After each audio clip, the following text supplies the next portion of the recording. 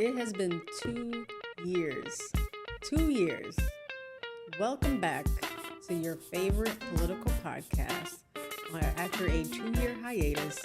Where the party at? I'm your host, Saba Long. I know y'all are wondering, what the heck has been going on? Where you been? Well, life has been lifing. We missed, so in 2024, we missed the presidential election and all that happened there. 2025, we missed the first year of Trump. And we missed all of the city of Atlanta elections. And there was a lot going on there. So the show is back. It's a little bit different this time. What might be different, you're wondering? Well, before I tell you, for folks who are new here, I just want to remind you or let you know how this show happened. So in 2023, I think it was, I was asked would I consider doing a political podcast. Now, for folks who really know me, y'all know that I've always been behind the scenes. I've worked in campaigns behind the scenes. I've worked on various things around the region, around the city, behind the scenes. So I'm the one telling the elected official what to say or writing those talking points, getting a story in the news, those types of things. So doing this podcast was very different, right? It's me being in front of the camera. So I say that to say this show came about because of a guy a lot of y'all know. And if you don't, you'll certainly know him after this show, Eldridge Washington. So what might be different about the new return or where the party at? Can we show the difference here? Bring it up. There's a co-host by the name of Eldridge Washington. I am here with Saba. First of all, can we give Saba a round of applause? We are talking about 100, how many episodes? Almost 100. It was almost just shy. I think you're like 98, Yeah, 96, 96. something like that. Almost 100 episodes of somebody that is a committed behind the scenes political strategist, very respected in the city for her work because she's a genius. And I remember asking you to do it. You were hesitant, but you did it. I don't know about that, man. Yeah, like I'm not gonna lie, I was like very proud, especially when you got in your rhythm. Yeah. You know what I'm saying? About episode 15, 20. Yeah. You start bringing, right. You know when I really fell in love with this podcast? For me, it was Who Runs Atlanta series. Yeah, that was fun. Who Runs Atlanta, when now our mayor, Andre Dickens. 2021. Yeah. Oh, we've been around. I said 2023. No, we've been 2021. around. Dang. Yeah. So now our current mayor, Andre Dickens, was just reelected. He wasn't even elected. Yeah, he was, yes. And Who Runs Atlanta, we were interviewing all the mayoral candidates. You interviewed Antonio Brown. Yes. Like, that's what I'm saying. Like, that's what the political landscape was. So after seeing that series, and it was just informing, it was engaging, and I was like, yo, we're having fun with this. And then the hiatus came. The hiatus I think it was a little bit of both of us. You had recently accepted a new job and doing amazing work over there. With our company, we shut down a studio. Now we opened up a new studio, so obviously the background is different. Yeah. I don't even think you didn't even do video full time. Right. Yeah. Yeah. So now you get to see me. Yeah, and I'm on here, so I can tell you the reason why I'm on here because I can tell you, me and Saba, we talked about this. First of all, our phone conversations, I feel like has been a podcast for years. Facts. I feel like we talk about. When we do talk on the phone, it's almost guaranteed an hour. Right. and we're talking about all. We got to run through a whole bunch of things. Like, what you think? You seen this? You seen that already? Right. You seen this? Yeah. So I feel like we've been doing this in private, so it's time to bring it to the public. Yeah. But more importantly, I think a political platform that is really inspiring, not only just education, but action, is really needed. I can say specifically here in Atlanta, but even in Georgia and beyond. And across the country. Right. So we say Atlanta influences everything, and we feel like we could create a platform that does just that. So thank you for allowing me to get on here. For those that don't know me, man, some of you gonna love, some of you gonna probably hate, but it's always gonna be a good time. It's gonna be a raw and real conversation. And me personally, I want to represent the as engaged as I am in politics. I feel like I'm very close to the unreached voter. I feel like I'm engaged with the younger voter who is typically either detached or not interested in politics. So a lot of my questions and a lot of my things that I'm bringing to the table is because I want them to get involved, because a sideline is no longer an option. If you're paying attention, if you're seeing what's happening, being on the sideline does not exist anymore. Audre Lorde said it best, your silence won't protect you. And essentially your silence is picking a side. So therefore, that's why we're here. I'm ready to rock. Hey, so for our first episode back, we have to talk about the biggest thing happening in Georgia politics. The governor's race. The governor's race. So for folks who don't know, if you haven't been paying attention, 2026 is the governor's election, and across the board there are elections. So state house, state senate, all of those folks are up. Your county commissioners are up. There's a lot of things both at the very local level and then all the way up to the state. And then in Georgia, one of the Senate seats is also up. So that's the Ossoff seat. We're not going to talk about that. We're going to focus on the governor's race. Can I ask a question about the governor's race? Because I feel like, at least since I've been paying attention to politics, I feel like this is the juiciest it's been on both sides as far as like, quote unquote, viable or notable candidates. In the primary? Yeah. I feel like you got like that's probably right. a in lot. A while. Yeah, I feel like you got like a. Well, it's always juicier, I think, on the Republican side. Right. And the Democratic side is not as many candidates normally. Yeah, and I think a lot of that has to do with the regime changing, the machine no longer working. Right. So I feel like Democratic side has always been more of a monolith, and this is our person. Right. So now that it's free game, you kind of got a range what you see now. So yeah, let's break it down. So first of all, I want to make sure folks know that the current governor, Brian Kemp, is term limited, which means, so for governor in Georgia, you have 2 4-year terms. So he is at the end. This is the final year of his 4-year term, the second 4-year term. How much does the governor make? Not a whole lot, considering how big of a job it is. $182,000. That's always been crazy to me. Like, the budget is billions. Billions. Like $42 billion to be in fact. So yeah, that's kind of crazy that to be the governor and watching over all of the stuff. I mean, I've always felt that way about. And you make less than $200,000. Yeah. Now you get a house and you get a chauffeur in the state patrol, right? They're driving you around. You have perks everywhere you need to go. You got some perks. You can probably attend any event that you want to attend. But in all honesty, I think the salary should be increased. If you're talking not necessarily for Saba, but based off what you understand of the political streets, how do you feel like Kemp has done over these last 2 years? So if you go back to the previous episodes, way back when, one of the things I always harped on is that I thought that Democrats did a terrible job of holding Kemp to account. Okay. And because they did not do a good job of that, he has pretty high favorability, like across the state. Now, I think also one reason why he has some high favorability is that he stood up to Trump when it came to the 2020 election. And we'll talk about that a little bit. He did, but then... Compared to... Right? Yeah. I can give you that. Yeah. And I think a lot of political folks were like, well, at least he's not like a Ron DeSantis, who was the governor of Florida. Right. Okay. Because I see that. I see a very even Steven on Kemp. And you know, I feel like I reside in a very opinionated lane. Yeah. Like, but there are plenty of things to attack him on. They just They just don't. Yeah. And I'm just... Or the attacks just don't land. I think that's more of it. Yeah. So who we got coming up on the Republican side to replace him? Okay, so on the Republican side, I'm going to give you guys a breakdown of each of these candidates. We're going to do this in alphabetical order, so you can't say we're showing any favoritism. All right, so we're going to start, and I'm only doing viable candidates. Like, there are some like super fringe candidates that you've never heard of before, but they're not raising money. It's kind of like when someone puts their hat in the ring to run for mayor and you know they have zero shot, like literally zero shot.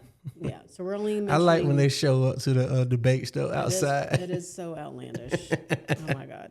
So tell us who we got on the Republican side. On the Republican side, first up we have Chris Carr who is the current Attorney General, and he was appointed Attorney General by Nathan Deal, and then he ran. Okay. So, Give me ages too, because I want to know, because we always talk about this age thing. Right. So I want to know he's who's running. 54, so that means he's Gen X. Okay. Married and 2 adult kids. Bet. He was previously the Commissioner of Economic Development, so he's kind of been in government for a while. He was also Chief of Staff to Senator Johnny Isakson. So he's got some real clout and credibility in Republican circles. Gotcha. A couple things that's interesting about him as Attorney General, he joined other Republican attorneys general to sue to invalidate the Affordable Care Act, aka Obamacare. Yep. And then another one that's super relevant for Atlanta folks, Cop City. We talked about that a lot in previous episodes. He brought a RICO case against 61 people related to the protest of the building of Cop City. Okay, so he was responsible for that. Yes, he led that charge. 5 folks were charged with domestic terrorism and arson, which was the burning of a police car. I don't know if you remember that shot on Peachtree Street where that police car was burning, and Fox News made like a big deal of it. So a Fulton County judge dismissed the RICO charges, but said that the AG can't bring those charges without the authorization of the governor. So in February of 2026, we're recording this on the first day of March. Right. So last month, Carr appealed that ruling, so we're waiting to see what happens. I'll see if he can actually. Okay, so he's standing on it. Yeah, and we're going to go a little bit deeper on who's really viable and who's not. But for now, this is just a broad look at the candidates. Because I was looking at a poll you sent me. So, Yeah, okay. yeah, we'll get there. We'll get there. All right, next up is Rick Jackson. He's 71. He white? These are all white candidates. Rick sound like a brother. That would have got me. Well, that would have got me. He is definitely going to try to appeal to some black folks because, interestingly enough, he spent some of his childhood, he spent some of his time as a kid in Techwood Homes. In the projects. White boy Rick. White boy Rick. That was, hey, he would have got me at the poll. Rick Jackson sound like It does sound like a black guy. So he's 71. He has 3 adult children. He is a billionaire, so he's the only billionaire in the race, and he just got in the race. So how did he make his money? In healthcare. So he has a company called Jackson Healthcare, so it's healthcare staffing, and healthcare is actually one of the only growing industries right now. If you look at employment, right. Wow. Okay. So what's interesting about him, because he's a billionaire, he said he would put $50 million of his own money in the race. Has he, or he said he will? He said he will. If he's already spent a lot. We'll get to that a little bit later. Okay. But just to give you some context, when Stacey Abrams ran, she raised just shy of $100 million. So he's saying, I'm going to put up my own money. Yeah. Sheesh. All right. Next we have Burt Jones. He's the youngest person in the race at 46. We know this guy. Fun fact, Burt Jones. Oh, boy. Black History Month? Probably throws one of the biggest. I don't think he did it this year, though. No, I think so. Oh. No. No? He didn't do it this year. This was the year to do it. You're running for governor. Because he's not for real. One of the largest Black History events in the city. Yeah. Like, I'm not going to lie. Like, it's... As someone that throws one every year, like, his is bigger than mine. I definitely potted about his first one. Like the big Black History poster. Right. With the big white man face. Okay, I'm sorry. Keep going. Burt Jones. Burt Jones, 46, married with 2 kids. He's the current lieutenant governor. So he ran in 2021. He's a 6th-generation Georgian, comes from a lot of money. His family has a gas company. Another interesting thing about Burt Jones, he played football at Woodward Academy, and he was co-captain of the Bulldogs, Georgia Bulldogs, in 2002. I seen that. And you know Georgia, particularly in Republican politics in Georgia, football is everything. Yep. So he ran on it heavy when he was running his campaign. Yeah. Like, that's the only reason I remember, because I'm from Monroe, Georgia, so... Right, we can throw a rock and hit Athens. So I definitely heard about that. He's also the Trump endorsed candidate in the race, and he was actually the first member of the Georgia General Assembly to endorse Trump in 2016. Yep. And he has been behind a lot of controversial things, whether it has been airport takeover. I've seen his support in that. I've seen his support in Buckhead City. I've just seen his support in a lot of things that are aligned with the whole heavy MAGA agenda. Yeah. And then he also was one of the, he was part of that whole fake elector scheme to overthrow the 2020 election results. So when Fani Willis, the DA, worked on that case, he was unindicted co-conspirator number 8.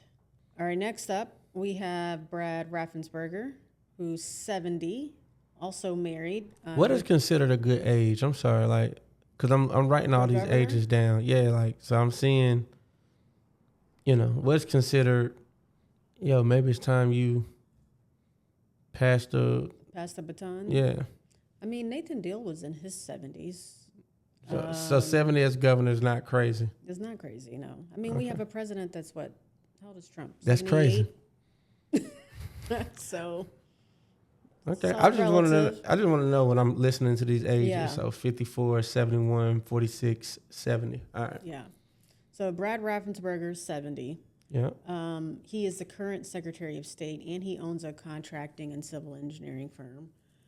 He used to be a Johns Creek City Council member, and he also used to be a state rep. So he's been in office since 2012 in one position or another. Yep. Now, Raffensperger is a name folks know because of the infamous phone call where Trump asked for 11,780 votes. And Raffensperger was under a lot of pressure from our senators at the time, David Perdue and Kelly Loeffler, and then, of course, Trump and other Republicans. And there was actually also a push for him to resign from Secretary of State. After he didn't do the votes, or? Yes. Wow.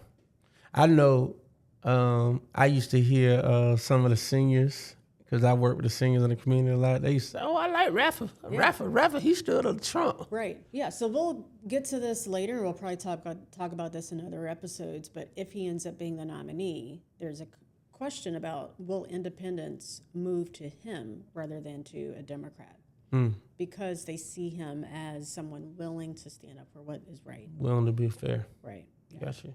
Yeah. Another just a quick interesting thing about him, as retaliation for him not supporting a takeover of the elections or Trump winning Georgia, the Republican-controlled state legislature actually removed the Secretary of State as head of the state election board. And so there's been a lot of conversation at the state election board around, will we take over Fulton County? What changes will take place with regard to the 2026 election? The Secretary of State's office does not have a seat on that board. Hey. Yeah. And then I'm going to mention this very quickly, but I don't think this person's going to qualify because there's no path to victory. But as an honorable mention, because this person is in Metro Atlanta, also Republican running Clark Dean, who's the past president of the Atlanta Rotary Club. And Clark is this kind of like good-looking, dynamic guy who sort of sounds like he could, if you see him, you might think like, I'm Googling him now. Oh, he could be like a motivational speaker. Like to some extent, and I don't mean this in a bad way, but he kind of reminds me of who's like the big burly motivational speaker guy? The Tim. Oh, Tim. I don't know. No, what is his name? Tony Robbins. That's what I was about to say. Tony Robbins. Yeah, he sort of gives me Tony Robbins vibes. All right, you're gonna look him up. I'm looking at him now. I don't know if I give him Tony Robbins. Do you watch the show Billions? Yeah. He reminds me of the bald guy. No, the guy that replaced Wendy, the performance coach. I don't remember who replaced Wendy. When Wendy left. Yeah, I remember when Wendy left. And he was like super extra. Are you a beast? Yeah. Or are you an animal? Yeah. He looks exactly like him. That's funny. I have to go back. That was a good show. Yeah. Okay. All right. Can I do the Democratic side? Is that all of them? Yeah. That's all the viable-ish Republicans. On the Republican side. No. I mean, on the Democratic side. In alphabetical order again. Yep. So we saying we're not being biased. We will start with a very popular name. Former mayor of Atlanta, Keisha Lance Bottoms. 56 years old, married, and she's a mother of 4. I did not know she had 4 children. Yeah. She adopted 4 children. Oh, she adopted. Yeah. Okay. There was a whole thing during the campaign about how she and her husband had spent a lot of money on in vitro fertilization and Completely missed that. yeah. Completely missed that. And I was on a campaign working. I think the youngest is in their teens, like 14, 15, something like that. I would argue that so far across the board, Republican and Democrat, she is the best looking candidate. I would definitely say that. Hair always laid. Laid to the side. Former one-term mayor of Atlanta during the pandemic and Black Lives Matter movement. I tell people this all the time when it comes to Keisha. No mayor has had to endure the level of impact and intensity that she did. So what you want to say, a lot of people went through a lot, but the global pandemic, when people dying left and right in the one city where nobody wanted to go inside. Yeah. And the first 100 days, I think it was the first 100 days, there was a cyber attack on the city. That's what I'm saying. Like, Keisha went through a lot during her term. So, and that's why she said, I'm one and done. Yeah. So, that's why a lot of people do judge her for that. Because she backed out. But again, I could only imagine. And if you know me and you follow me, I wasn't the biggest Keisha fan. So for me to even saying this, it's like me just paying dues where I think they're due. She went through a lot. So she became a household name in Atlanta in the wake of the murder of George Floyd. She stood with T.I. Killer Mike, asking folks not to burn down the city. Also, Derek Bozeman. I was with him that night. They drew him in. I don't think it worked, though. Yeah. She got a lot of national cred for it. Yeah, for bringing them in. And then last, she stumped for Biden in 2020 and served in his administration. Joe Biden is a big fan of Keisha Lance Bottoms, it seems like. Next, Jason Estevez, 42 years old, married with 2 children. Former APS board chair, resigned from the state senate just to run for this race. He is an attorney and he owns a few Flying Biscuit franchises. I actually ate at one of them. Urgent care clinic, and his wife, who's a nurse practitioner. He played a role in helping to stop the Buckhead City movement, Jason Estevez. So he's 42. When I think about elected officials, how I want them to look and feel, Jason. That's my speed. And I ain't saying, this is not an endorsement saying I like Jason and his policies or anything like that. I'm just saying Jason kind of looks and feel the way I want. Looking like 6, I don't know. He like 6, he's 6'3", 6'4", he for sure. I hate standing beside him. Jeff Duncan. We did it. We missed it. Oh, no. That's my bad. Oh, Jeff Duncan should have gone before Jason. That was my bad. Yeah. So, how you want me to do it? Highest rope? Yeah. All right. Next, Michael Thurman. He is 73 years old, married with 1 adult child. He has held roles in local and state government, former state rep, former commissioner of labor, former of DFAC. DFACS. Oh, DFACS. I was like, dang, that's a long acronym. What is this? Former head of DFACS. I was about to ask you, what is this acronym? So, former of Department DFACS. Of Family. Exactly. And Children's Services. Yeah. And then the former CEO of DeKalb County, also former superintendent of DeKalb County Schools. He is a lawyer, author, and historian. Let me just say, Michael is accomplished. He has the longest resume for sure. Yeah, this dude has done a lot. And I believe he is the only African-American politician to ever win a statewide seat with the commissioner, with the labor commissioner seat. So he has a level of experience of going statewide and knowing how to win. So let's say that. And next, we have Jeff Duncan, 50 years old, married with 3 children, all of them boys. He is from Johns Creek, played basketball at Georgia Tech.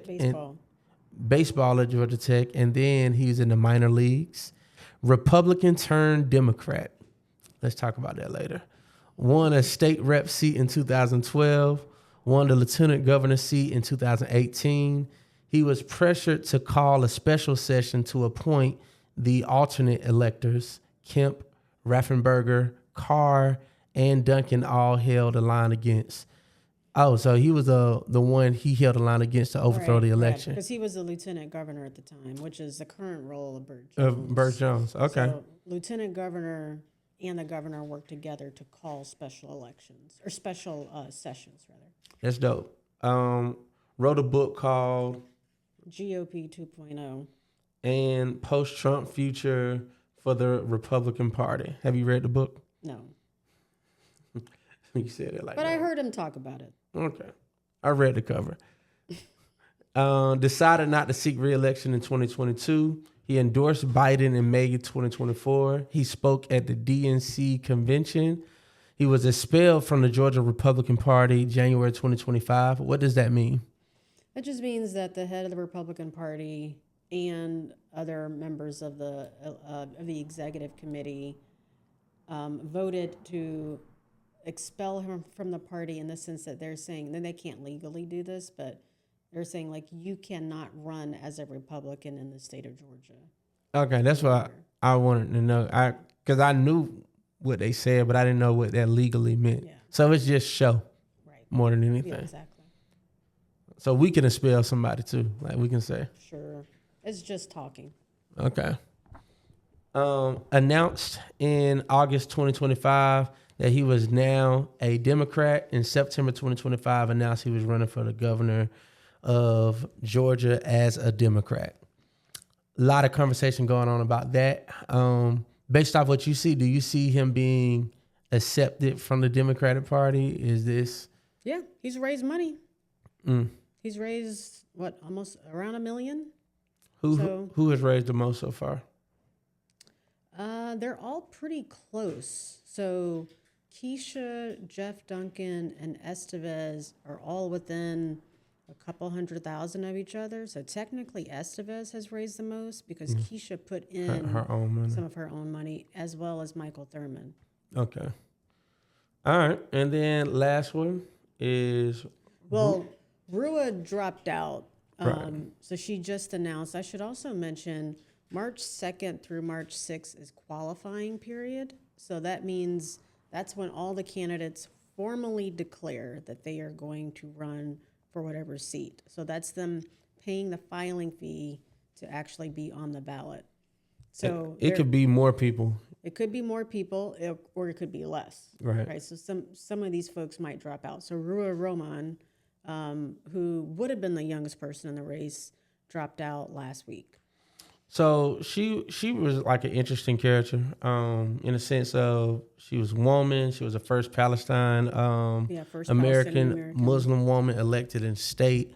I was surprised when she jumped in the governor's race, just because I didn't necessarily see the pathway to her victory, but I felt like she made a lot of noise. Like on her come out, like her branding looked good. Her messaging, she kind of looked better than most people I've seen. So, but I was still surprised that she ran. Yeah, I think sometimes people run to get a particular message out, or to try to move their peers, right? So their opponents in the primary, to move them in a certain direction. Just messaging wise. Right. And so one thing she always harped on was affordability, which I do think is one of the key things in this election. We need to be talking about. Yeah. Honorable mentions: Derek Jackson, current state rep, as well as Olu Brown, former pastor of Impact Church. Right. That one definitely threw me off when he was going to run. I don't understand why he's running, to be honest. I think he got a lot of money laying around that he just wanted to spend, because he's not raising money. That's what I'm saying. Yeah. I don't. Yeah, and that's another reason why I kind of put them as honorable mentions. Like Derek Jackson is not raising the amount of money that would be required to be a viable candidate in the Democratic primary. But same for Olu Brown. He be showing up to the debates. They show up. They do. They both show up. And they have good things to say. It's not that they don't have, like, they have legitimately good things to say. There's just no path. Yeah, and this would have been Olu's first position ever So I just felt like jumping out your first time in politics. Straight to governor. Hey, Rick Jackson's never ran before. He's running for governor. Dang. The billionaire. Oh yeah, well, if you could put 50 million in, you can run. Maybe the pastor's like, I have faith. The Lord will provide. That's right. With that being said, these are your candidates, people. These are the people that are running. I'm actually, when I said, like I said in the beginning, I feel like this whole race has been very interesting to me because there's so many options on both sides, or just so many names to pay attention to. I just feel like I'm used to having to do one good name on the Democratic side, Right. 3 on the Republican side. Personally, I'm barely paying attention to, and then we get the primaries, and which I just feel like it's been a lot of headlines. It's been a lot of things. Republicans going at it. Oh yeah. At each other. So yeah. Especially because when Rick Jackson jumped in the race, that like fundamentally shifted things. Yeah. So like, Burt Jones was by far the front runner, and then Rick Jackson stepped in and it just shook it up. Why do you think that is? Why was he the front runner, or why did Jackson get in the race? Why do you think him getting in the race kind of shook it up for just the money, or he said, I'm going to put in $50 million in my own money, and he's running ads nonstop. He definitely not looking for my vote. I haven't got one Rick Jackson ad, not one. Interesting. And I'm a super voter. Yeah, well, I know he had an ad during the Super Bowl, which I missed it, but there was he's been running ads all on TV. He's been doing mailers. Like I've seen a couple of folks post them on social, like, oh, I got this Rick Jackson mailer. And I just anecdotally, I went and got a facial like a few weeks ago, and the esthetician asked me about politics because she knows that I'm kind of engaged in this stuff. Right. And she's like, "What is up with this Rick Jackson dude?" There's a white woman who lives like in the Metro Atlanta area, and she's like, I see his ads all the time. What's his story?" They're doing a good job targeting his base. When I tell you, I haven't came across one Rick Jackson thing. You know, because I do branding strategy for some political campaign, I look forward to getting mailers. I look forward to critiquing strategies and stuff. I haven't seen one. Yeah. So he's trying to align himself closely to Trump because his big thing is like, oh, I donated $1 million to Trump when he ran, but he's not the Trump endorsed candidate. So there's a good bit there. I do want to talk about, just because we're on Rick Jackson right now, this kind of friction between Rick Jackson and Burt Jones. All right. So in 2021, this is a little technical, but I want to talk about this because money influences so much in politics. So in 2021, the state legislature approved something called Leadership Committee. This was novel, but with some issues, right? So the Leadership Committee allows the governor, the lieutenant governor, and the general election nominees for both of those positions, governor and lieutenant governor, and the majority and minority caucus leaders to raise unlimited funds, so there's no cap, even when the state legislature is in session. So why is that a big deal? Usually when the state legislature is in session, there's no fundraiser. None of them can fundraise. Right. They're in session right now. Right. Until April, right? Until April. Yeah, March 6th is crossover day, and then April is, mid-April will be sine die. So because of these leadership committees, they're able to raise money right now. Now that money can be used to support your own candidacy if you're the governor or lieutenant governor, or it can be used to support your colleagues.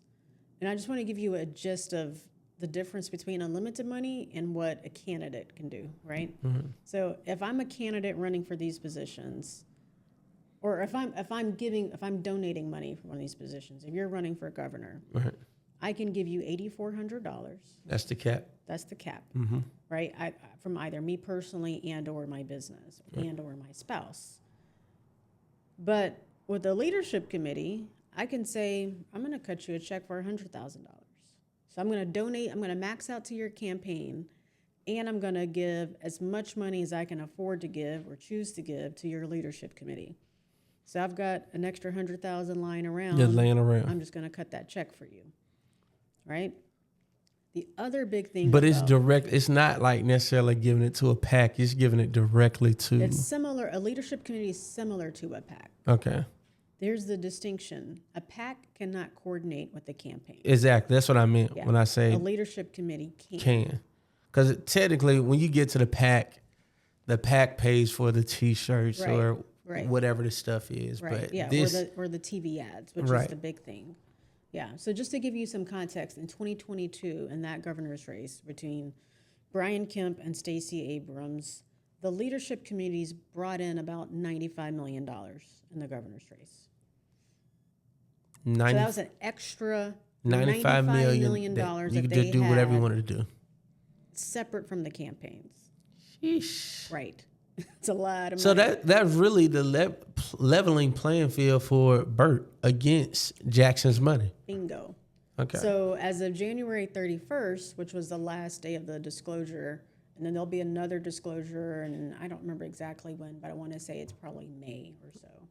So just before the primary election, Burt Jones' leadership committee, because he's the lieutenant governor, he can raise money for himself, has nearly $16 million cash on hand. A lot of money. Sheesh. So Chris Carr, who's the attorney general, right, running for governor, right, he doesn't have a leadership committee.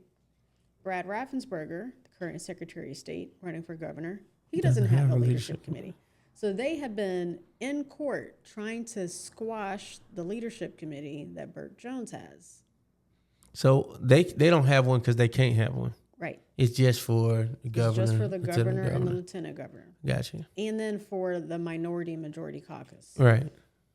So they filed lawsuits. Their lawsuits failed.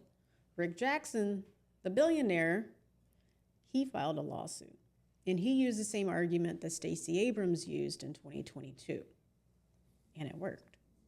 So a judge issued a temporary protection order that basically says Burt Jones' leadership committee has to cancel any advertising that it's already purchased. Literally. So anything that hasn't run yet, it's on pause. Done. So that means that Burt Jones would have to pay out of pocket, out of his campaign side. So essentially, Burt Jones has a war chest close to $15 million that he can't touch. Right. So what happens to the money? It's just there. So if he becomes the nominee, then he can use it. Right. So whoever becomes the nominee, can they use it, or is that just his money because he raised it? That's his. Well, as lieutenant governor, he can use that money as he sees fit. So if he's not the nominee, he could use that money to support whoever the Republican nominee is. Right. Which the donors probably would ask to do that. Right. And I imagine he could also use it for other down ballot races. Oh, okay. Yeah. That makes sense. That makes sense. So that was about, I think, his campaign has about $3 million cash on hand, right? And so if you've got a bunch of money that you've got to put on hold now for buying ads, you really have to think about, okay, I only have $3 million cash on hand. How am I going to use that money? And in comparison, Rick Jackson has already spent $13 million on ads and has another $22 million in the queue that he's planning to spend. Overall, how much do you think will be spent in this governor race overall? So I think it was, the leadership committees, I said, it was around 100, it was like 100 and something million in 2022. Right. So it'll probably be more than that because between the leadership committees and, I guess one of the questions is how viable will the Democratic nominee be? Gotcha. Like, if there's really a path for Democrats to flip it. Can we talk prediction? Sure. Just like, who versus who? In a perfect world, if you get to pick. It's not the perfect world. It's just the real world. In the real world. In the real world. If you're controlling the chessboard and you're on the Republican side, who do you want representing you and who do you want to go against? If you're on the vote. Am I a MAGA Republican or? You pick. You pick. However you define a Republican. Yeah, I would probably say, okay, if I'm a MAGA Republican, I would want Burt Jones. Okay. If I'm not a MAGA Republican, I would want probably. If I'm like a Mitt Romney Republican, I would want Brad Raffensperger. Yeah. Yeah. All right. Who y'all going against? If I'm Bert, I would probably want to go against, like, I don't know, maybe a Michael Thurman. And the only reason why I'm not saying Keisha is, and I do think there are a lot of attacks that the Republican Party can use against Keisha. Having worked on a campaign against Keisha, she is masterful at using race and gender. Oh, yeah, too. On her side. Masterful. And at the end of the day, there's a lot of residue, whether good or bad, of a woman being the governor in Georgia. There's people want to see it. There's people that don't want to see it. But I think Trump will attack Keisha and make a race that maybe some Democrats were like, I don't know.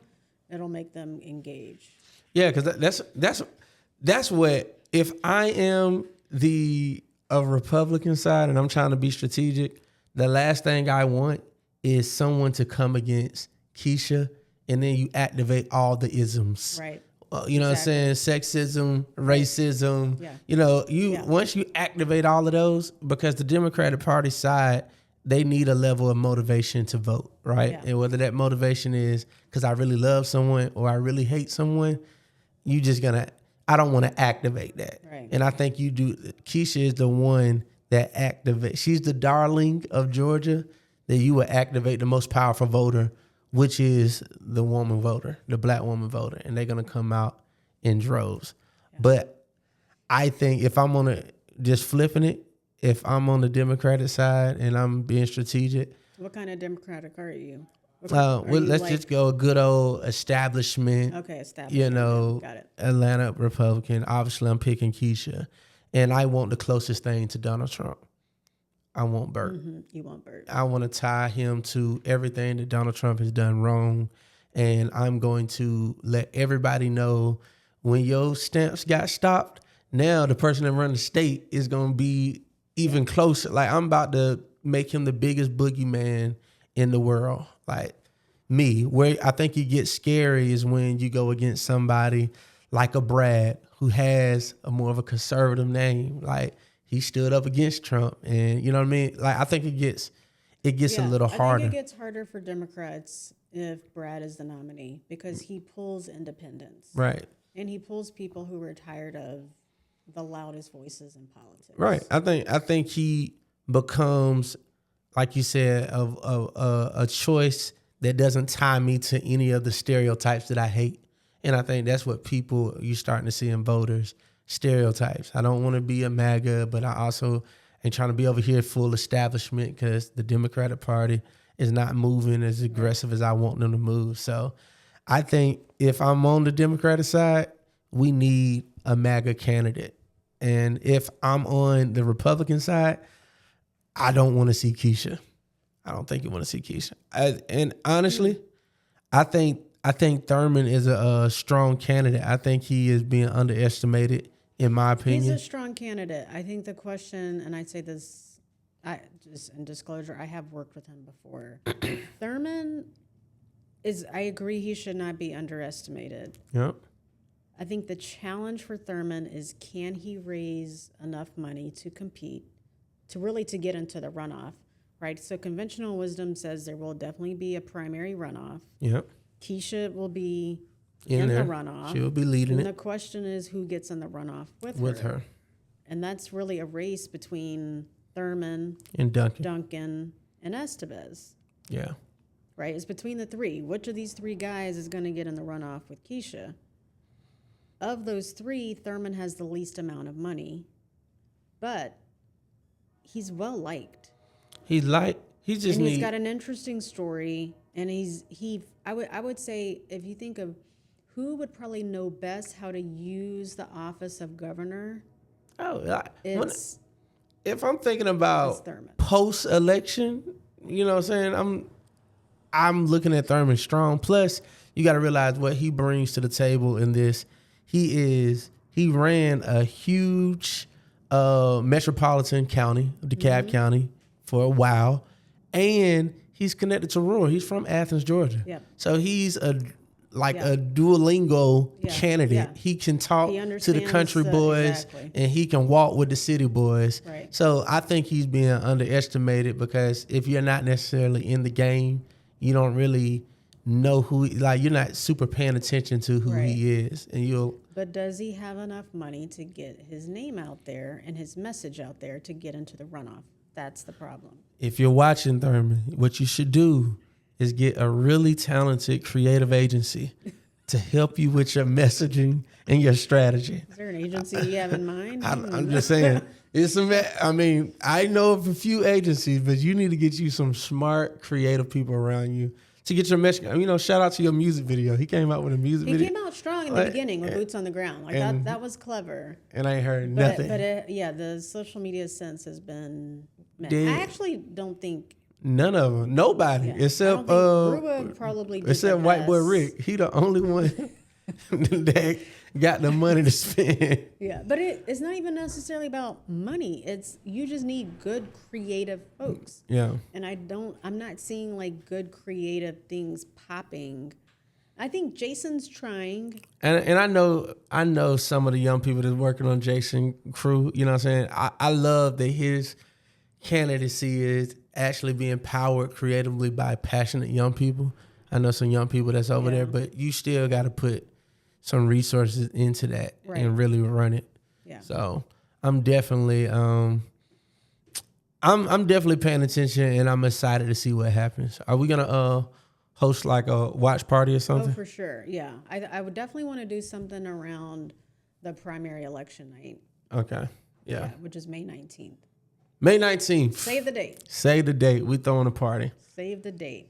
Now, okay, on the Republican side, who do you think makes the runoff? All right, so money-wise, you got to go with the bag, right? So I got to get Rick Jackson in there. I just want to give him black names. Okay. So I see Rick Jackson getting in there.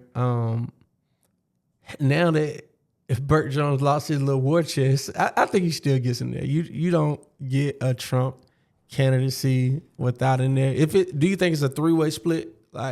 Yeah, I think it is. I mean, I wonder, this week is qualifying, and I've been wondering if Chris Carr will actually qualify, because the question is, like, is there a path to the runoff? That's always right. As a candidate, you have to ask yourself, what is my win number, and can I get there?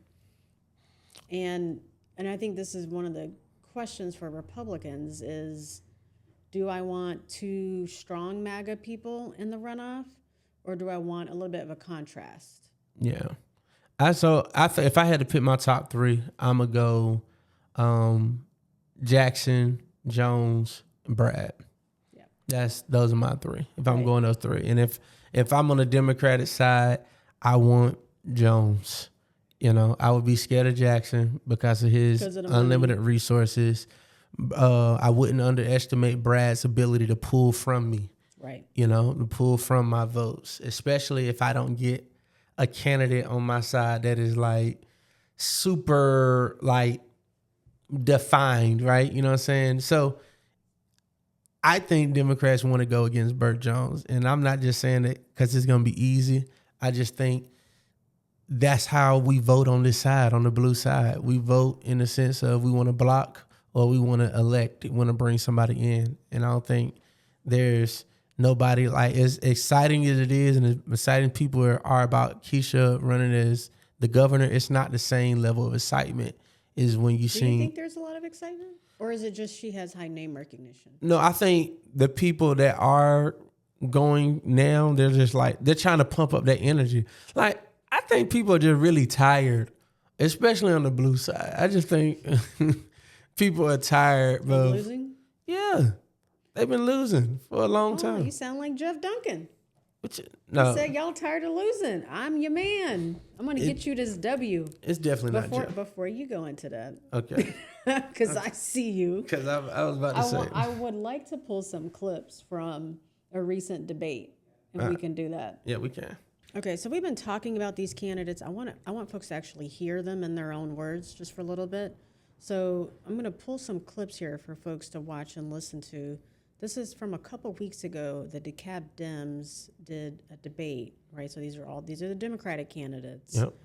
So we're going to have you listen to four of the Democratic candidates. Before we go to clips, were you there? No, You wasn't there. I wasn't there. So I watched it after the fact on YouTube. Was there a winner declared? The debate? Yeah. I don't know if there was a winner, but I think Who got off a message that probably nobody thought like, oh, we didn't think we were gonna do this well? who I think does consistently well, and this is what we were just kind of talking about, like viability, is Mike Thurmond. Yeah.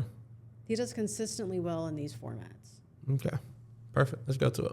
And actually, we'll tee up his first. And he's talking about the expansion of Medicaid. Cool. As your next governor, I will expand Medicaid in the first year. What's going to happen that we don't want to talk about is that we must be able to build a winning coalition in order to do it. We will reform Medicaid from the inside out. We will build a coalition of white and black, Hispanic and Asian, urban, rural, suburban, Republicans and Democrats to get this done, not for political purposes, but because it's the right thing to do. People are dying unnecessary deaths. People are sick with preventable diseases because Georgia has not expanded Medicaid. Rural Georgia is suffering greatly. We could have generated 60,000 additional jobs in this state with the expansion of Medicaid. 6,000 of those jobs would have been created in rural Georgia. I can't do it unless you give me the opportunity to do it. I have not let you down, and I will not let you down. Tough jobs do not scare Mike Thurmond.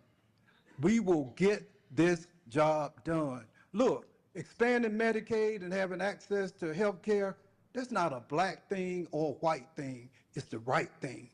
Expanding Medicaid, providing food for hungry children, not a black thing, white thing, or a Republican thing. It's the right thing for us to do, and I'll get the job done if you give me the opportunity.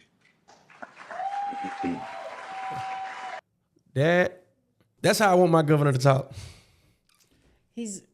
I've listened to at least 2 candidate forums. One of them I went to in person. He's so good, and he was like this when I worked with him when he ran. He sounds experienced. He sounds confident. But he's good at those little sound bites, you know? It's not a white thing, not a black thing. It's the right thing. Right. I can't do it unless you give me a chance. Like all of those things are like, oh, okay, I want to vote for this guy. Yeah. Like so. And Medicaid is one of the things that we were talking earlier about. Kim's favorabilities. Mm-hmm. Medicaid is one of the things that Democrats did not do. And I don't think a accountable. good enough job on holding him accountable on. At all. There was a real political opportunity. And it's the thing I would be beating Raffensperger up. I mean, not Raffensperger, but it's the thing I would be beating up Jeff, too. Oh, yeah. You know what I'm saying? Like, publicly was against the expansion. So I would definitely, just on the primary side, Right. everybody should be beating up on him. And I haven't watched any of this debate, so I don't know if they... There hasn't been a lot. It's been odd. There have been plenty of opportunities. If you want to distinguish yourself as a candidate, you have to go after your opponents and make clear who you are and who they are, right? It's the number one rule of campaigning. You define yourself and you define your opponent. And this should be like a scene in, what's my movie, Hunger Games? We're all about to gang up and make sure we just get you out. Like, I might lose to anybody on this panel, but I'm not losing to Jeff Duncan. I'm sorry. Not when we're talking about all of these policies that we say that the party that he's been representing for years have been against. I'm sorry. I'm going at you. Well, hold on. We're going to get there. Okay. So Thurmond, that was the clip on expanding Medicaid, and I think it gives you a good sense of how effective of a communicator he can be. Okay, let's go to this next one. All right, let's tee up Jason Estevez. All right. Let's see what my boy Jason got to say. Jason Estevez. Yeah, well, look, if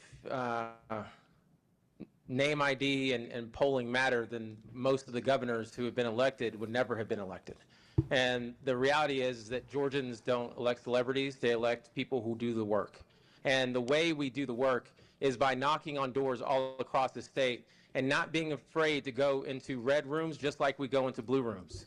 And here's the important thing. It's talking to them about the issues that they care about and giving them something to vote for, not just something to vote against.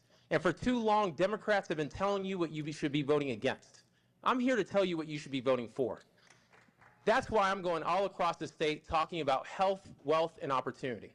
Because it doesn't matter who you are, whether you're a Democrat, Republican, Independent, you care about making sure that you and your family have access to the health insurance. Okay. That's Jason Estevez. How you feel? Are you inspired? Coming after Thurman, it's a hard. Well, it was a different question, but I mean, I think one of the challenges that Jason has been facing is, can you win, right? Because arguably he has the lowest name recognition of any of his other opponents in the Democratic primary. Right. Yeah, it was a different question too, right? So Jason has been asked a lot of, can you win this race, because he has the lowest name recognition of his Democratic primary opponents. Right. Right? Thurman has been in politics for decades. Keisha was mayor, household name, worked in the White House. Jeff Duncan has, again, high name recognition. And so there's this question of, can you get elected? And he's saying it's still early. And he didn't say this, but he hasn't spent a lot of money. Yeah. Right? So he has a lot of money on hand. He's got some money to spend. And he's saying, hold on. Because oftentimes who you think is the front runner in, February, March may not actually be the front runner when primary comes around. We know this so true. I mean, if you just think about the first term of Mayor Andre Dickens, nobody saw Mayor as Andre was not the leading polling person, Right. at all. For mayor. It was far from. You were definitely in a short line when you were dealing with going for Andre. So politics, that's just how it is. It changes. And honestly, I wouldn't ask him questions like that. To me, I'm not thinking like that. What I see is someone that has been in the state legislation. He's been in the municipal legislation. So he's held office before. He's young and he can raise money. I'm actually a little threatened by you if I'm somebody that's running, because he could, like you said, if he get his messaging right and he spends his money right, what he's playing right now is spades. Like, can he get his books? That's the question. Yeah. You know what I'm saying? Can he play his hand and his card right? He could actually become a more valuable player in this, because he it ain't like he hasn't ran for any legislation. He has a level of accomplishment. He helped block different things. So he's shown that he's willing to fight. To me, I wouldn't be asking those type of questions to him. I would be more so asking his political mindset of, like he said at the end, Democrats tell you what not to vote for. I'm gonna give you something to vote for. Like, I want to hear, what is his legislation? What is his policies? Yeah. And one of the things he's talking about, and we'll get there in the next two clips, I think that was really a shot at both Jeff Duncan and Keisha Lance Bottoms when he said that. Because you can argue that they are running anti-Trump campaigns. And he's trying to say, I am running a campaign that's focused on the issues facing Georgians. Gotcha. Right. So with that, I want to hear the Keisha Lance Bottoms clip for folks. All right. Let's see what Sister Keisha got to say. I like short hair Keisha better. For governor. For me, it was waking up the day after the last presidential election, praying about what it meant to me, my community, to my family, to our state as a whole.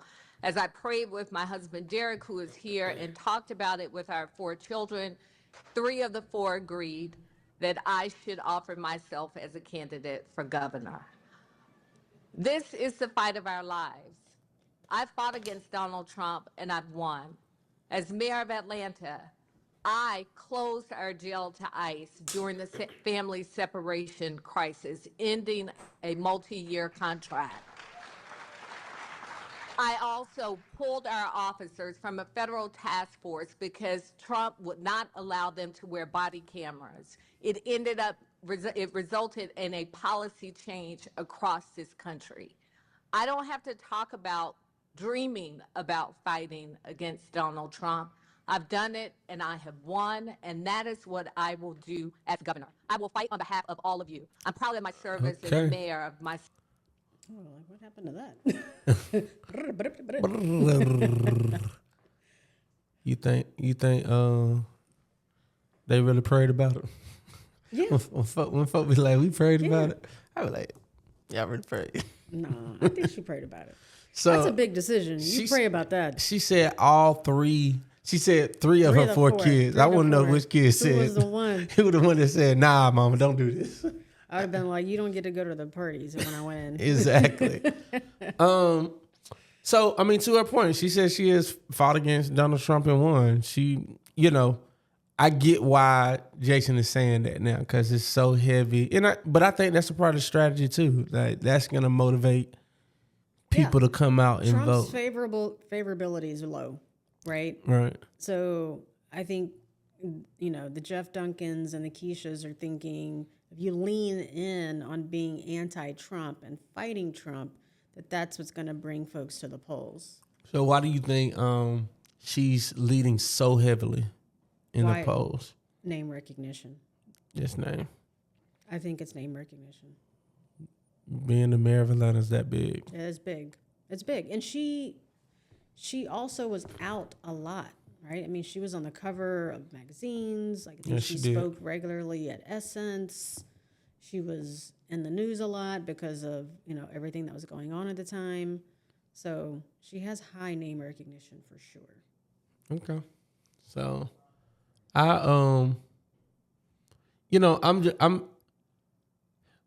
my concern, what I see with Keisha, and it's just not with her, it's with everybody. I'm not seeing enough messaging and it's just quiet to me. I don't know why it feels so quiet to me. It's still early, right? So, it's early in the sense that the campaigns have to think about when do I spend money? Because we are the ones, we've been paying attention to this since the day that they announced. Yeah. Most folks are not doing that, right? Yeah. Most folks probably wouldn't be able to tell you that there's a governor's election this year. So I think reason why I'm saying it's so quiet.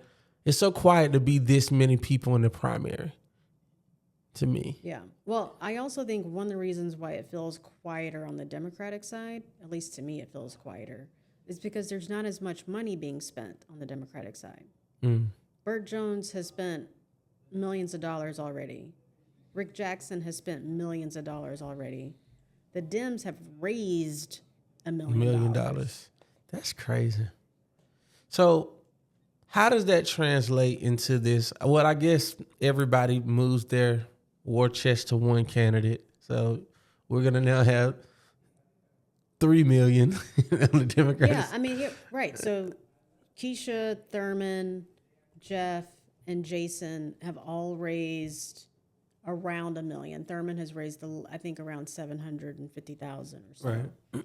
Right. So that's $4 million, let's just say, across the Dems. Right. Which is less than what one Republican candidate has spent on TV. Sheesh. Yeah. So with that, I want to talk about, let's listen to Jeff Duncan and then talk about that one. I need to convince this room that the FBI raid had nothing to do with the 2020 election. We've litigated, relitigated, counted, verified, certified, hand counted. We've done everything. That election was real and accurate. This is all about sowing seeds of doubt in these 2026 midterms. That's what this is all about. This is about dropping enough nuggets to the MAGA base to fan the flames of conspiracy theories again, and we can't let it happen. We've got to use every tool at our disposal to push back. We need a governor willing and able to stand up right now to tell Donald Trump to stop, get out of our state, stop messing with our elections. This is our election. But this is about Donald Trump's game is all about fear and intimidation. You know that. These ICE raids, these have nothing to do with policy. These have to do with fear and domination and intimidation. Literally stoking fear in communities and households and churches and businesses and industries. We all deserve better. We need to push back. As governor, we will not use state assets for any ICE raids, National Guard troops, and we will use the courts to our full force to push back on Donald Trump or the MAGA crowd. Thank you.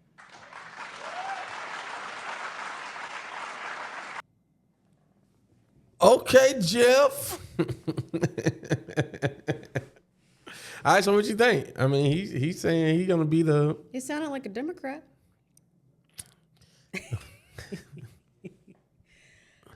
And this is what I was talking about, right? Like Jeff Duncan and Keisha Lance Bottoms are, positioning themselves as the anti-Trump candidates.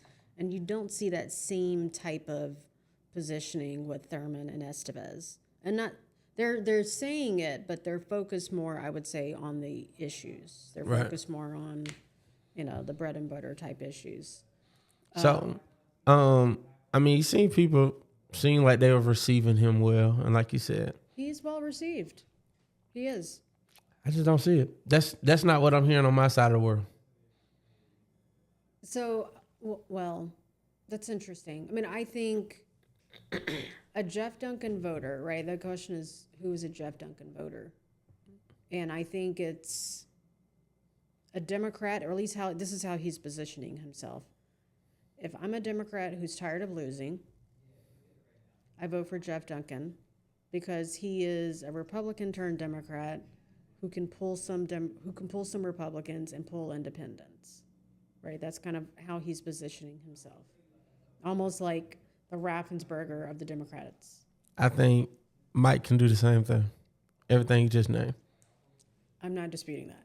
Yeah. Yeah, I'm saying this is how Jeff Duncan is positioning himself. I get you. I'm gonna let you keep going. I was just. Yeah.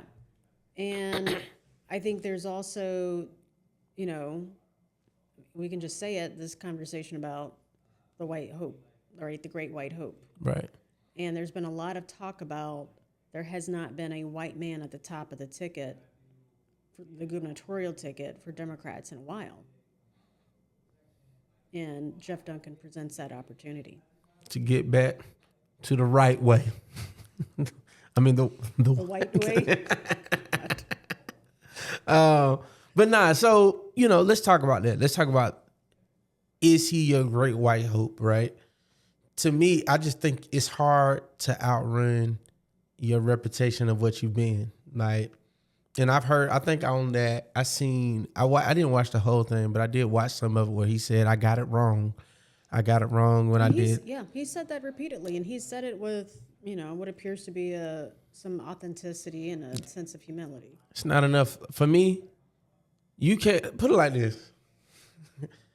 You can't go against a party for as long as he went against this party, supported the legislation, whether it was the heartbeat bill, whether it was the healthcare expansion, whether it was any of the things that he has stood out and supported. As a Republican.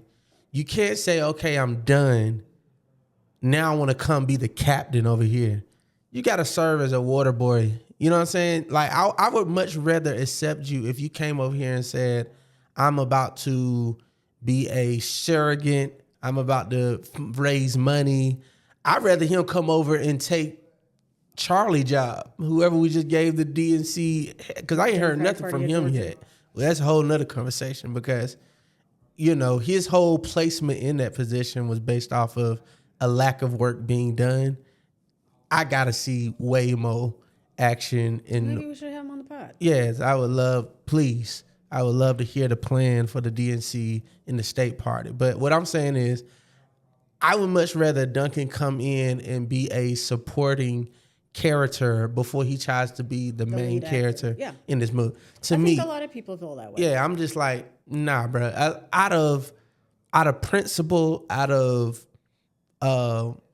one trust. Like, I don't even trust that I really believe it. I'm just gonna be real. I know. I've heard that. Yeah, I don't. Yeah, I've definitely heard that. I remember being at an AJC event. I think it was, November, December. And it was the first time they had all the candidates there, although Burt Jones wasn't there. And Jeff Duncan was the first person that came out, and there were 2 women behind me, and I swear I was like, I feel like I'm at a movie theater on the black side of town, because they were just talking the entire time, Right. like real time response to what was being said. And I talked to them after, and one of the women was like, "Well, I'm worried that he's a Trojan horse. That's what I'm How saying. do I know that he's not going to flip or be like a John Fetterman?" Right. That's So, and that's a legitimate concern, and I think his approach, his campaign's got to figure that out. But I think one of the things they're saying is like, trust me, like I have fallen at your feet, ask for forgiveness, and I'm showing you by publicly endorsing Kamala Harris, by speaking at the DNC, like he's saying, I left. I had it good over here, and I left. But what I'm saying is, I think even that did more for him than it did for us. Like that did more for his credibility to come on this side. Him speaking at the DNC did not help the DNC I would agree with that. at all. I just think that speaks to the lack of strategy that the DNC has, the lack of like sticking to the plan and quit playing softball And that's this happening is the on whole thing is, are you running a campaign that's an anti-Trump campaign, or are you running a campaign that's for something? Right. And I just don't think he's the one to be for it. But let's just say I did. If I thought like, hey, this guy might have a chance, I'm not staking my credibility on it. I'm not about to get out here and stomp and say, out of all the people that are in this race, all the things that they have done for this community, all the things that they have supported in this community, stand out and say, this my guy because he said, I'm sorry. That can't be it. And I've seen that. When you think about former state NAACP president, James Woodall, he came out and he made his endorsement. And this dude is, I haven't seen an endorsement. James is young. Yeah, he's, I think he was the youngest ever state NAACP president. I think the youngest to ever hold that seat. He came out and endorsed. I ain't heard an endorsement this big since 2008 when Obama was running. Are you being funny? For real, like, I mean, show me a screenshot of where somebody has explained an endorsement as hard as he's explaining and stomping for. Oh, you're saying that he is doing a lot of explaining. Yeah, like, to me, if this your guy, this your guy. But like when you, because it's a lot of controversy, right? This NAACP has stood and fought against half the things that are on his record, right? So for you to come out and say, this is the best candidate, it makes no sense. And again, he's saying, me and him got on it. Didn't you post something? I'm not gonna say what I posted. Just go find it. But I would admit online, I'm a little. I would say online when I do make the time to comment, because I very You rarely had Twitter fingers. go back and forth. But when you catch me on the right day and I got the time, I am trying to be provocative. Like, I'm probably annoyed that you got me stopping out my busy day to go back and forth on social media. So I'm probably trying to say provocative things to provoke and create a real conversation. But I meant every word I said. I just feel like he is going too hard based off of what his position, because when Shelley Winter is your number one supporter on your post, it should let you know how far you don't went on the other side. And For folks who don't know, Shelley Winter is the biggest black Republican in Georgia. Like, he is he has a great political talk show. and you know, I ain't got no problem. And I told Shelley this, because Shelley was like trying to reprimand me, like, this is low for you, Eldridge. He was like, and I was like, you must don't know me. I could go lower. Like, what are you talking about? I'm not Michelle Obama. At all. Like, and I was telling Shelley, I was like, Shelley, I probably agree with nothing Shelley stands for, but we live and coexist in a world. I just accept that that's who he is. And I told him, I was like, if this was you, I would have literally looked at the post, laughed at it like a cat AI video on Instagram, and just kept scrolling. But because it's James Because it's Woodall, James, yeah. a former NAACP president, a person who has a heavy amount of influence on a community that has suffered under the leadership of Duncan, I just don't think you endorse that. Even if that's your guy, I think you say, this is my guy who I'm supporting, but I'm a be. So you just vote for him, but you don't publicize it. Yeah, hell. If Kemp can be quiet in this, you can be quiet. So I just think if this is potentially the Great White Hope, I don't think he has put in enough work to earn. I think this is a prime example where we talk about white privilege and just being able to get the benefit of the doubt. Like, he just hasn't earned that.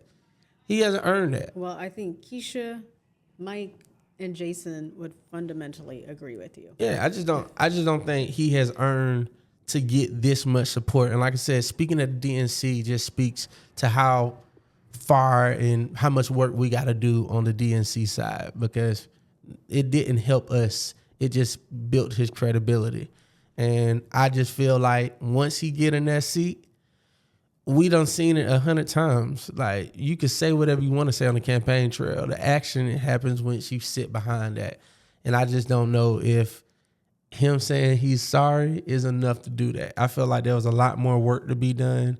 He could, again, come be a fundraiser, raise some money over here. All the strategies that you have the winning strategies, bring those strategies behind the best campaign. Like, show us you really here, but you just can't say, I'm ready to be a Republican now. I'm ready to be a Democrat now. And then I want to be the biggest Democrat position in the state. So that's me. But he also lives in a Republican area, right? So he's probably thinking, well, I have to run as I got to run statewide if I'm going. If I'm going to do anything, it's going to be statewide. I was the lieutenant governor. Yeah. So I'm not going to go be a little state rep or something like that. Yeah. Like, give me the real deal position. Yeah, I just think if the timing is wrong, I think the messenger is wrong, and I think all of the Democratic candidates that are running right now in the primary, I think all of y'all should be pointing out his record. He can't stand on it.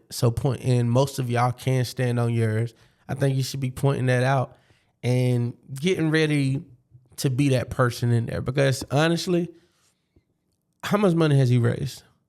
Just over $1 million. So he's raised Yeah, he and Jason and Keisha are all pretty close in fundraising. So we said the split got to be a 3-way. So I mean, only 2 people are getting into the runoff. Yeah. So it's Keisha. But when I say it's a 3-way, it's typically a three-way. leading person and then between Yes. 1 or 2. So that's the crazy thing, because we know it's Keisha, right? But now we're trying to see, is it going to be Jason, Thurman, or Duncan? Right. And I feel like if I'm Thurman and I'm Jason,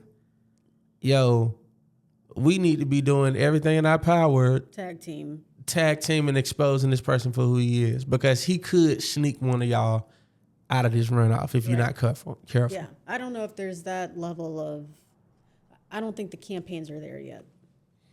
They should hire a creative agency. Or, we didn't really talk about him a lot, but Derek Jackson is in the race, right? And so you could say, all right, I'm going to use Derek Jackson to be the attack dog for. When you say Derek Jackson, why I was always thinking when you said Rick Jackson. Oh, Derek, yeah. So when you first said it, I was like, hold on, Derek a billionaire? No, Derek actually has an Instagram ad or some kind of Instagram post where he's like, I'm the real Jackson in this race. Yeah, but that was another interesting thing about the DeKalb Forum is that Derek spent at least 4 or 5 times that he went after Jason Estevez. And I was thinking to myself as I'm watching, I was like, why are you going after Jason? Like, that's an interesting one, right? So I'm like, did Jason do something to you? Or is there something going on that you're going after Jason? But he didn't do it in another forum that I watched. So I I think don't it's know what's probably going on there. that's probably a personal. It's not strategic. Right. Regardless, it's not strategic. But see, that's what I'm saying, man. I just you know what? So Rua, who dropped out, right? Rua Roman. She endorse anybody? She said she's not endorsing yet, or she did not endorse anyone, but she did speak out against Jeff Duncan. Okay. Well, thank you, Rua, for doing what every Democratic candidate should be doing right now. So then the other side of this is, if you're Keisha, who do you want to be in the runoff with? I think Keisha, if I'm her, I want Duncan. If I'm Keisha, I want Duncan because it's white man versus black woman. You know, we already said it. She activates all the isms immediately, right? Who I don't want is Thurman. Because if I get against Thurman, now I'm going against wisdom. I'm going against somebody that speaks all the languages that need to be spoken during this race. I'm going against somebody that can debate better than me. I'm going against somebody that has held a significant position. His resume is longer. I definitely don't want Thurman. I want Jason because I can go like he's younger. Like I'm not saying he's gonna be easy, but I would want to go against Jason if I'm Keisha. I wouldn't want to go against Thurman. So if I'm Keisha, I'm not necessarily trying to see. That's what I'm saying. It's too much chess. It's too much to be done in this race. But for the people, that's who. Let's talk about that strategy. The people, the listener, the voter who we're really here for, you have to look at each one of these candidates and see, one, what have they done? And see what type of work they are. Because I'm going to be real. Voting in a candidate is like getting married. They don't just change after you say I do. That candidate doesn't, once you say I do, that husband that didn't wash dishes when y'all were dating, he don't become the best cleaner in the household. He's just... Can you just load the dishwasher right? That's all I want. Look, see that what I'm saying? Look, and that's what we've been doing. We just been settling for, they ain't even been loading it right. They just been, can you at least just put the dishes can you put it in the sink? Put it in the sink. We just been getting them in the sink. They ain't rinsed off, nothing. So what I'm saying is you have to pay attention from a strategy standpoint. What has this candidate done? Really begin to look up policy. And AI actually works. Like AI can trust but verify. Yeah. Double check. When I say it works, AI will point you in a direction of things, especially if they have been a legislator and endorsed bills and stuff like that. Yeah. So that's what I mean. And all of these folks do. All these folks have very clear track. So that's what I mean by that. Trust but verify. But when I say you want to really begin to look at this candidate and the track record, what have they done? Then look at their platforms. What do they plan to do? And then start asking questions, showing up. Reach out, see who responds to you. Yes. You know, like that's the big one. That's the thing. Like, reach out. A lot of these campaigns are not that big yet, so it's not hard to touch and feel them. Right. So I'm just saying you should really begin to reach out, and then also, lastly, just really begin to understand how much the governor impacts you, and the governor impacts all of us in major ways. And Georgia is going into a very different dynamic just simply based off of how much the metropolitan is growing by itself. So, yeah, I mean, you've got a $42 billion budget, yes, right? The state of Georgia budget. The governor appoints all of the department heads. yes. So we're talking about head of DFACs, right? That's appointed by the governor. They influence. That's very important. They influence legislation. They command the National Guard. We're having a lot of conversations now, not so much in Georgia, but certainly across the country about the National Guard. Like being used and militarized against the people. That's the Who is the governor. candidate you think going to do that? The head state patrol, the governor appoints that person, Exactly. and they appoint judges. So the governor has a big role.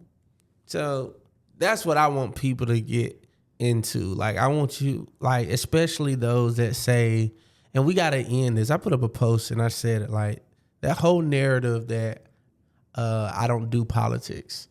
Politics does you. Politics does you. It is a very lazy narrative. It's an ignorant narrative, especially if you're a law-abiding, tax-paying citizen. Like, if you are obeying the rules, Even if you're not, it still impacts you.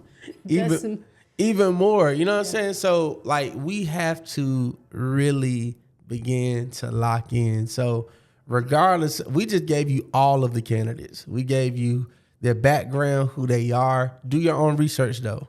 Go to And their campaign websites. we'll put them in the show notes. In Yeah. the show notes, you'll have. I encourage you to also follow them on social media and Yes. see what they're doing. They have meet and greets like that are open to people. You don't have to be a donor to attend a meet and greet, but really take the time to get to know these candidates.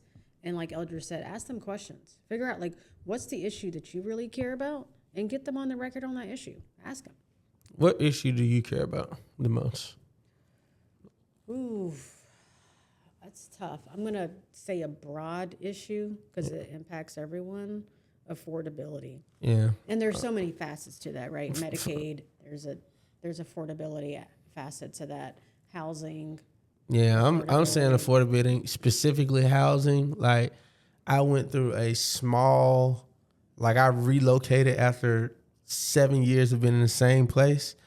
And it was almost like being married for 10 years and then jumping in the dating pool and realizing how horrible it is out here. Like, I almost went back to my old landlord and begged to take me back. Like, it's bad out here. So, Housing is a challenge. you know, I'm blessed to have a lot of people in my network, and I just made it happen. But like, it's the qualifications to rent is the same to literally own. Like, they're checking credit, they're checking all of these things. It's just not feasible. I've always said 3 times your rent.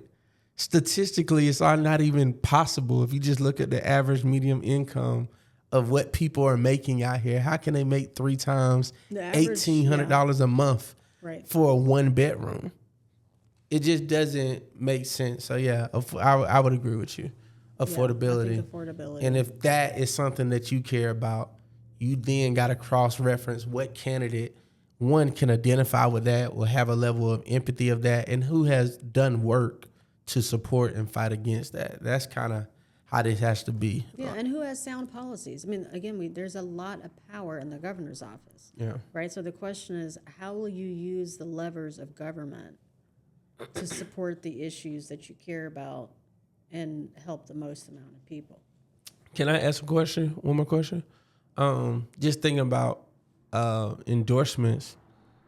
Because it's it's an open seat, Right. and it's not like you're going against an incumbent. Right. Is this a campaign that the mayor gets behind? And has he throw his support? I know she did a fundraising with Gavin Newsom, Right. and then he did a talk with Gavin. Is Right. that meaning she's Is getting that a his tacit support? endorsement? Yeah. I'm not sure. Okay. Yeah, I'm not sure. I mean, I would be shocked if the mayor was not engaged in the general election. Right.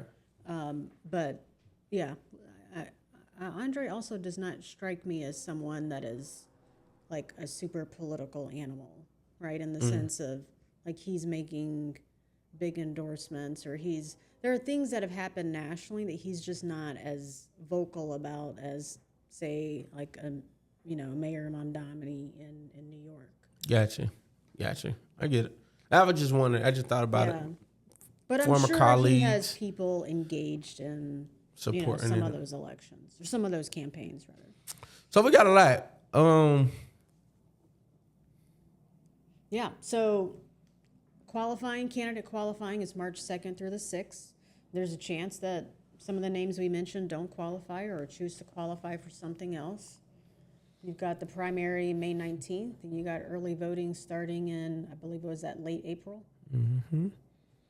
So what about May 19th? We will be doing a watch party. Yes. I just want to remind everybody out that when do we promote that? It's going to be limited, but we definitely want y'all to party with us and watch and see who show comes out to the top. one of my favorite segments of Where the Party At is back.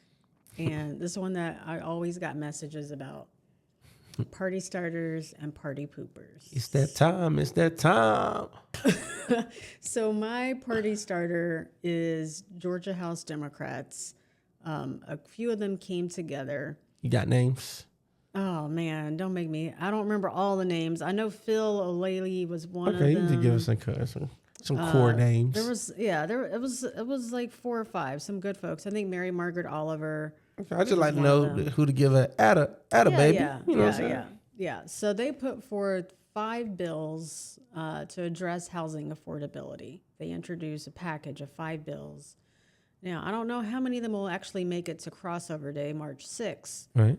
but these were sensible bills, and it shows that they are trying and they're listening to what constituents are saying. Nice. Any details on the bills, or Yes. you just wanted to put it in the show notes where to I'll find? pull up a little Atlanta Civic Circle article for you. Okay. Link in the bio. Yeah, let's see. Okay, so one of the bills would broaden minimum habitability standards. So this is a continuation of some legislation that passed last year to address, it was called the Safe at Home Act. And it was addressing livability because landlords were not maintaining safe places, right? So when you have an apartment or a house that has mold and you're not addressing that mold, and that child is end up having asthma or some other health issues, right? So those types of things, this bill addresses that. Another would establish a statewide homestead exemption, which is a housing for homeowners, for public service workers. So if you're a teacher, a police officer, a firefighter, or a healthcare employee, and you make less than 150% of the area media income, that's very technical language, but basically if you make less than a certain amount of money and you live in, this is especially good if you live in a high cost of living area. Right, so The Buckhead. it would, like Metro Atlanta is generally considered high cost of living. So there would be a homestead exemption for you. And again, these are all bills that are working their way through the House. Another one would award a tax credit for a newly built home purchased again by someone making 80% or less than the area media income in that area. Was that anybody or a service worker? That's for anyone. Okay, I like that. So it's like something for everyone in this package of bills. So they did 5. Yeah, 5 bills, and then the 4th one would allow for tiny homes to be built, tiny homes of 400 square feet or smaller to be built on your lot. So that could be an opportunity to have rental income, right? So it's an investment initially, but it helps you later. And then the last one would give a home buyer a 30-day window to buy a house before an investor can try to purchase it. Now, I love that. Yeah. For Atlanta specifically, I love that.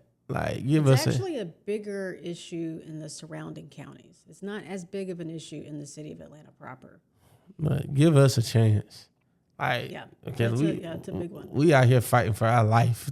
These folks taking everything. So that's dope. I definitely like all of those. So kudos to those legislators for being party starters and doing what they're supposed to do for the people. Yeah, we'll see what happens to the legislation. Can't have a party starter without a freaking party pooper. Who you got? So this is not city of Atlanta, and it's not state, it's federal. We didn't talk about federal this time. Right. And there's a whole lot that happened. A lot that has happened, but we just wanted to focus on the governor race. It's definitely coming next episode. So my party pooper is Congress. Because there's this thing called the War Powers Act, and we're not gonna go into everything that happened. So there's not a question of if what Trump did was right with regards to going into Iran. Right. But Congress is supposed to be the one that says we are declaring war or not. Right. You're supposed to be a vote. They have abdicated their leadership at every turn since the beginning of 2025, right? Since the start of the Trump administration. Right. And this is a prime example of of that. So And again, I'm not saying the question is not if what Trump did was wrong or right. The question is, what is the role of Congress in being a balance of power? this has been good, man. Thank you for, how do I do for my first episode with you? Not bad. You gonna fire me? You I gonna think we can do a second episode. I think we can make it to number 2. Thank you. I'm looking forward to doing this, but most importantly, I'm looking forward to learning and growing with our listeners and inspiring some action and how people can get involved. So the first homework I will say is to go Pay attention research. to the candidates. Yeah, and look at the candidates. Yeah. We'll make sure our show notes give you ample amount of information and notes for you to make up your own decisions. As a podcast, we are not endorsing or pushing any candidate. And I should say, I don't endorse what you say, and you don't endorse what I say. That she look. Sometimes you know what, I actually endorse some stuff she say. I don't think she ever is gonna endorse what I say. But I'm just saying, I do want to say that we are, as a podcast, we're trying to just bring as much information as possible. Okay, so if someone has a question, right? They listen to the episode. If they have a question, how do they get it to us? Look in our Where the Party At podcast Instagram. There will be a voice note feature where you can leave a voice note and you can ask us, you can DM us, or what is your email? Saba at Where the Party At? Don't email me. Don't yeah. email me. So don't email. Like that's why I was giving yours because I'm not gonna see it. It's the best thing is social media. Go on our social media. You can either click the voice note and leave a voice note, and we can listen to it. And if it's good enough, we'll actually play it on the episode. Or you can just slide in our DM, ask us a question, and we'll go from there. Perfect. All right. So thank y'all for tuning in to the Where the Party At podcast. How do you officially sign off on your show? So I'm your host, Saba Long, and I'm Eldridge Washington. and this is your favorite political podcast. Where the Party At. See y'all next week.